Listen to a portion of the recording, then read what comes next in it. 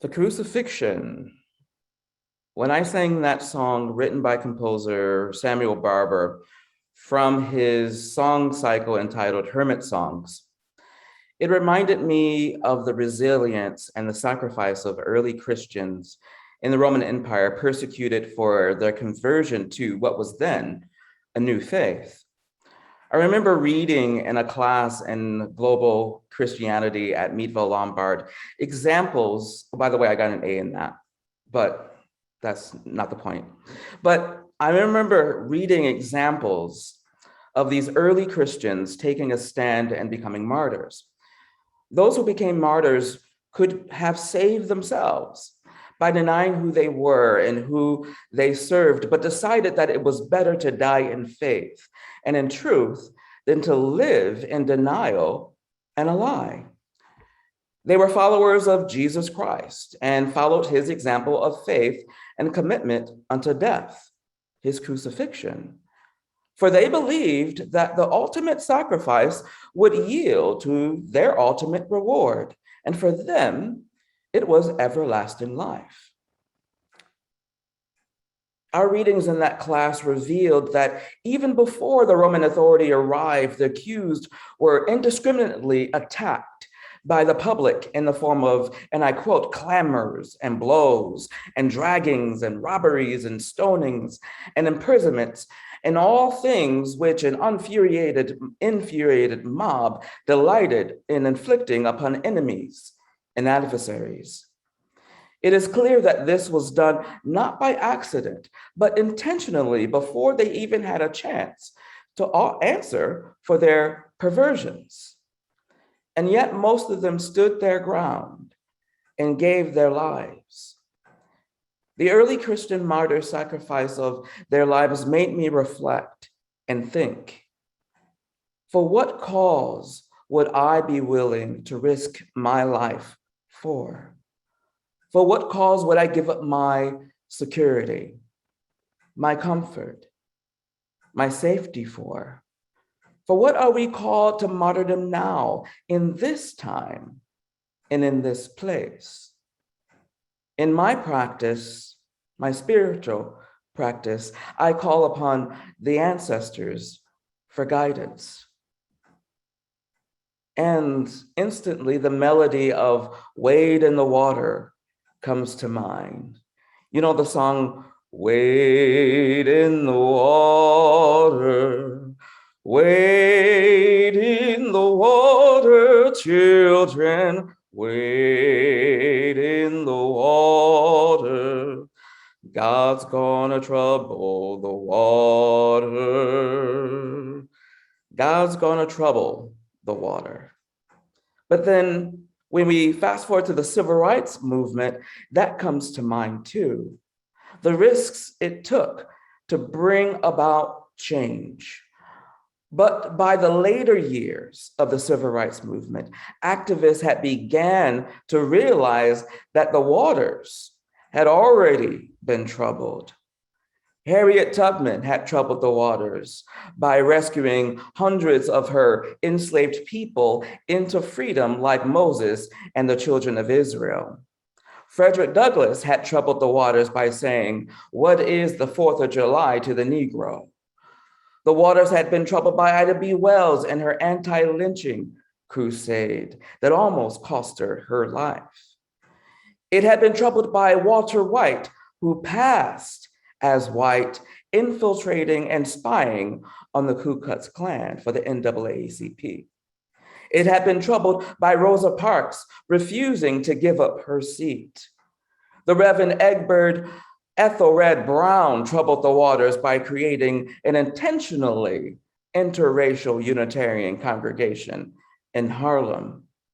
It was no longer about God's gonna trouble the waters, but the waters were already been troubled, rocking the boat of white supremacy and racism through boycotts, through protests, through massive voter registrations, through sit-ins, through marches, and we saw the backlash against all of them by segregationists and racists.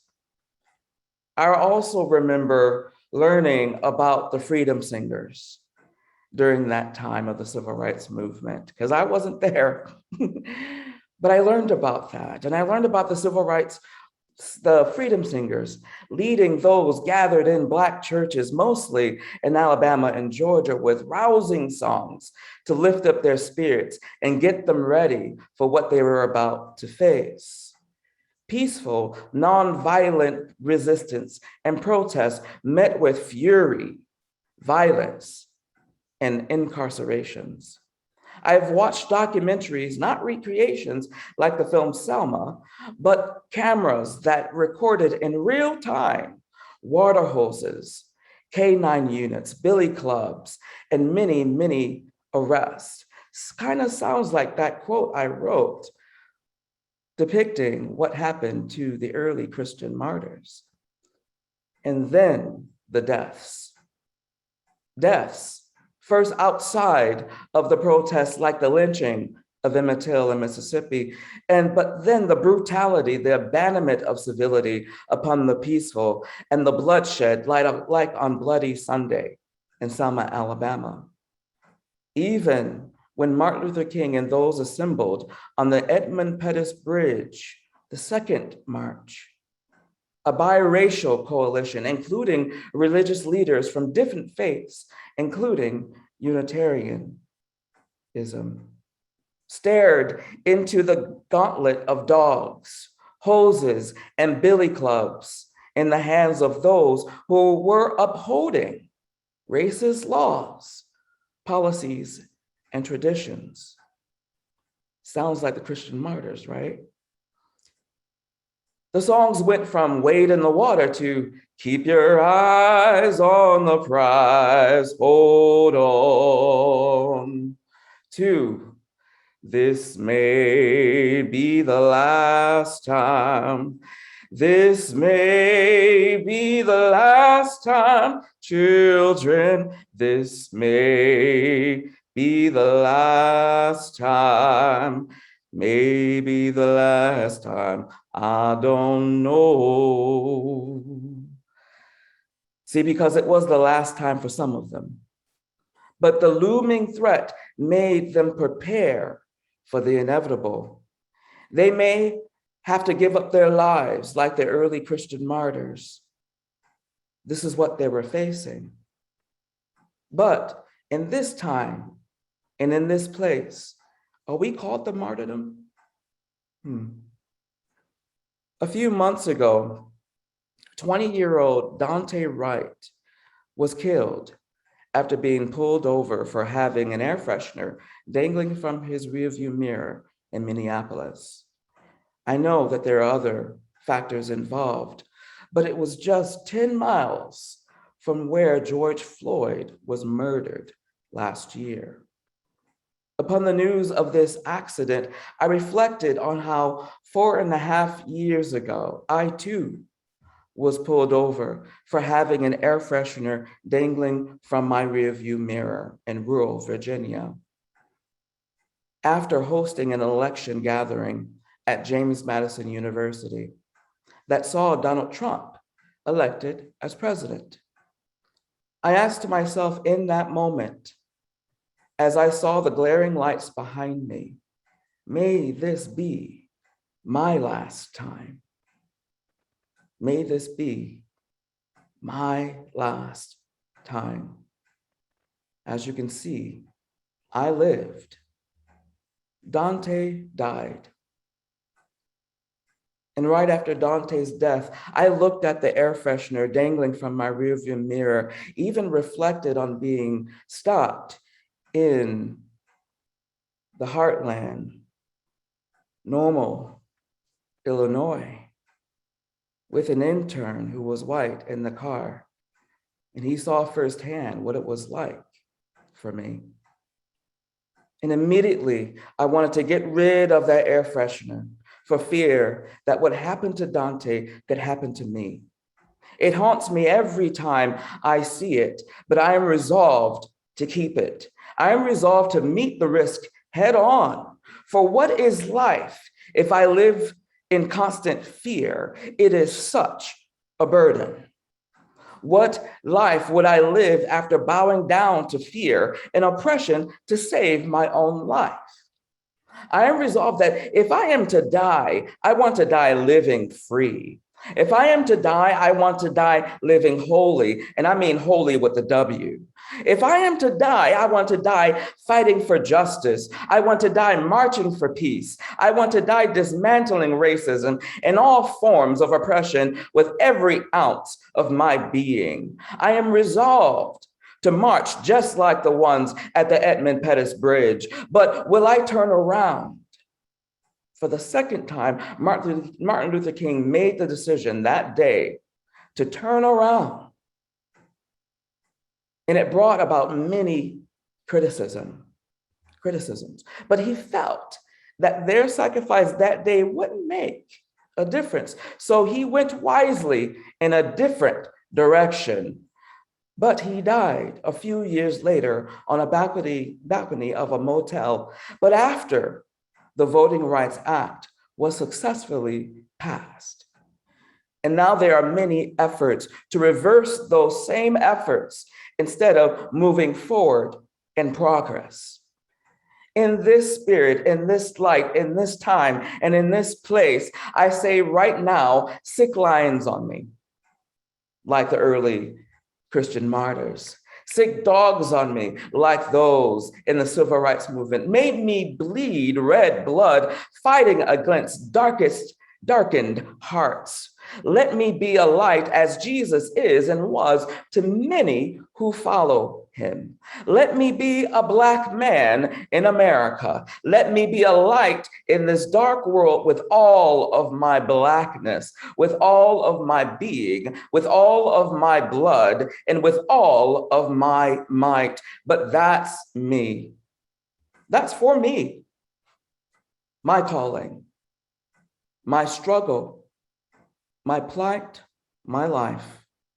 But know that my life is connected to yours.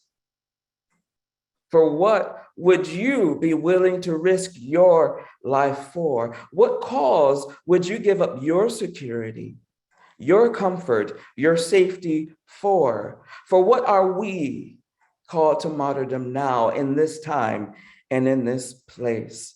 I'll give you a moment. Moments up.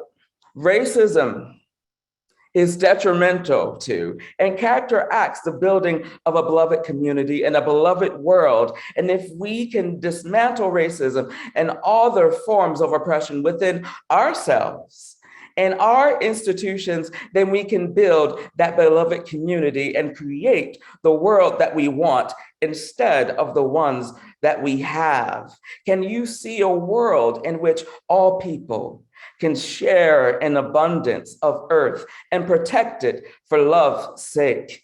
Can you see a world where poverty, hunger, and homelessness is not tolerated because we won't allow it? Can you see a world where all people, their uniqueness, their colors, their nationalities, their sexualities, their origins, their religious practices, their spiritualities are not eradicated, but affirmed in love? A world that has no place for racism, no place for discrimination, no place for bigotry, and no place for prejudice. A world built by the all-inclusive power and spirit of love and humanity. We have the dreams of those martyred in the palms of our hands to build a beloved community, not just within our congregations and societies, but to spread it outwards to the world. On April 3rd, 1968, in Memphis, Tennessee, Reverend Dr. Martin Luther King Jr. gave his last sermon. And in his last sermon, he said, "We have some difficult days ahead, but it really doesn't matter to me now because I have been to the mountaintop. I've looked over and I've seen the promised land. I may not get there with you, but I want you to know tonight that we as a people will get to the promised land. And I'm happy tonight. I'm not worried about anything. I am not fearing any man. Mine eyes have seen the glory of the coming of the Lord. Well, my eyes have seen the glory of the coming peace, the glory of the coming equality. We must believe that a beloved community is possible and become the hands and the feet to see to it. We must believe that joy will come in the morning after we have endured this long night of weeping. And when that sun rises, that glorious sun of justice, when that sun rises in that morning, it will rise with healing in its wings. Now, I'm not saying that we are called to die, but this work we must do, something must die.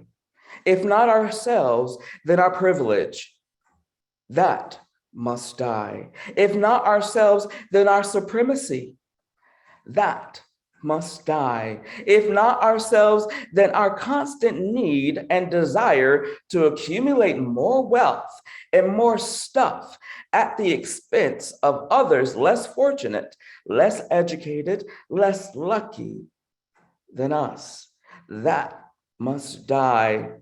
But how do we sacrifice what we thought made America great when so many efforts are trying to make America great again, when in fact it was never great to begin with? How do we do this? You know what? I cannot wait to truly unlock the creative energy of human agency to make that happen, to make killings stop, to make racism stop, to make oppression stop, to make hatred stop. It is that time. It is that place to awaken the power of love within us that is way more powerful than hate.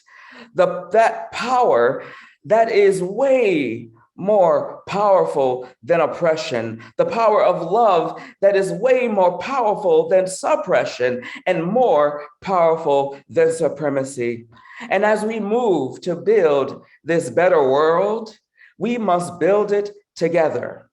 We must reinforce to each other that we are all precious, we are all beautiful, and that we are all loved. We must lean on each other until justice flows like waters and peace like an ever-flowing stream.